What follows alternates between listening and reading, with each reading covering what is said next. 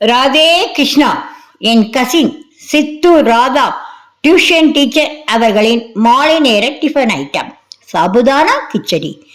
தேவையான பொருட்கள் 4 பேருக்கு உரியது.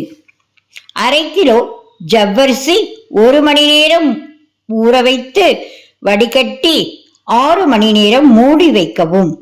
2 உருளைக்கிழங்கின் தோலை சீவி குட்டி குட்டியாக நெருக்கி 1 கிண்ணம் தண்ணீரில் போடவும். 200 கிராம் அல்லது 1 டம்ளர் அளவு மல்லா கொட்டையை வாணலில் சிவக்க வறுத்து மிரத்தில் கொட்டவும். அதே வாணலில் 2 தேக்கரண்டி எண்ணெய் ஊற்றி காய்ந்ததும் கடுகு, உளுத்தம்பருப்பு, கடலைப்பருப்பு, சீரகம், கறிவேப்பிலை போட்டு தாளிக்கவும். பின்னர் உருளைக்கிழங்கை நீர் வடித்து சேர்க்கவும். நன்றாக புரட்டவும்.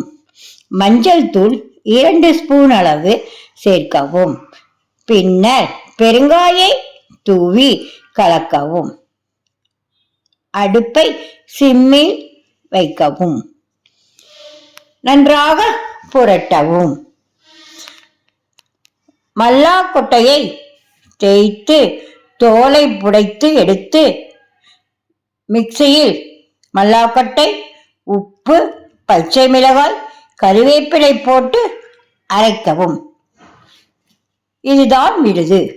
வானிலையில் சாபுதானா ஜவ்வரிசி இட்டு புரட்டி எடுத்து நன்கு வறுக்கவும். 3 நிமிடம் நன்றாக வறுக்கவும். மேலும் கீழும் கலக்கவும். பின்னர் அதனுடன் விழுதை கொட்டி கலக்கவும்.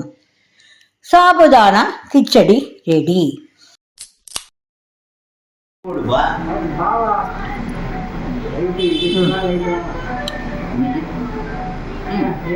சொல்லுங்க சார்.